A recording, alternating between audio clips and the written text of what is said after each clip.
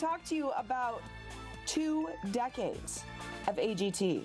Unbelievable that we got this far, but the reason we got this far is because worldwide people are interested in what's happening.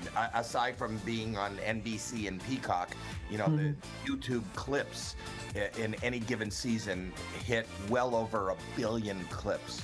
Whoa. So we are, out here trying to tell people, let us be the judge. If you have an inkling or somebody that does something, yeah, that might be worthy of us seeing, go to agtauditions.com and send it our way, because last year was a great year. Richard, he was a janitor in a school. He's never even been on a plane, in his mid-50s. Everybody has an opportunity to have their lives changed forever. So as a stand-up comedian, when you are seeing people on the stage at AGT and they're doing comedy, I want to know, do you sometimes either judge them a little harsher because you have a standard that you would like to see met, or do you think sometimes you have a little of a soft spot because you know how hard more of a soft spot comedy is? The truth is, comedy, funny is subjective. Yes. What makes you laugh may not make me laugh, but I do. And I'd love to see a comedian go really far in this thing, but I don't think people appreciate, especially because anything goes on AGT. When you see somebody, hanging from a cable 3 stories in the air, lighting themselves on fire, then follow a man or a woman or kid who comes out and just starts talking and does a monologue, people have a tendency to not be as impressed. But the point is, the ability to come out there, write your own material and bare your soul is terrifying.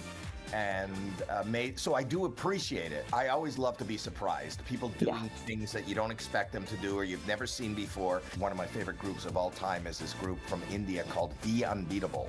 And they no nets, no mats, nothing. There's probably 35 people on stage from age 27 to 7 years old, girls and boys, tossing themselves in the air, landing on bamboo poles and flipping around and throwing bikes up in the air. And it's like one of the craziest, most dangerous acts.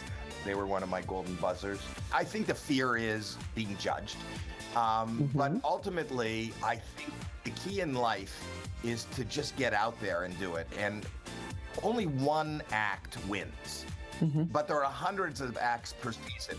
And if that's what you want to do, and that is a dream, I'm telling you, your life will change regardless of winning, regardless of doing one and even getting a red buzzer. I can't tell you how many billboards as you go down the strip in Vegas are people who have been on AGT and not necessarily the winners. Howie, 20 years. What can we look forward to in this new season that's coming up? Mel B is rejoining the team.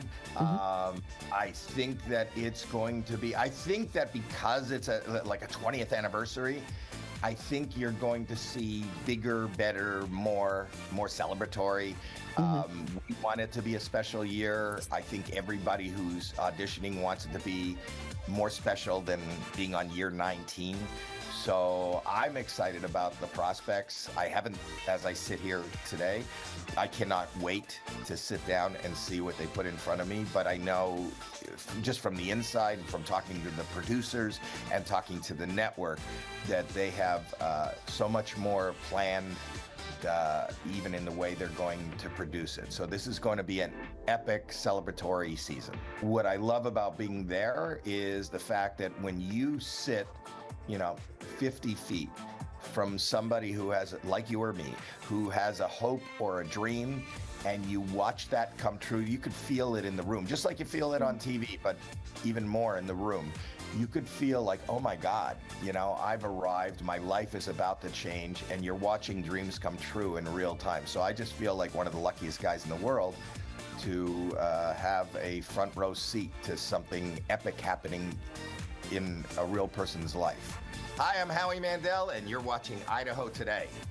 And if you record it, you can watch it tomorrow, too.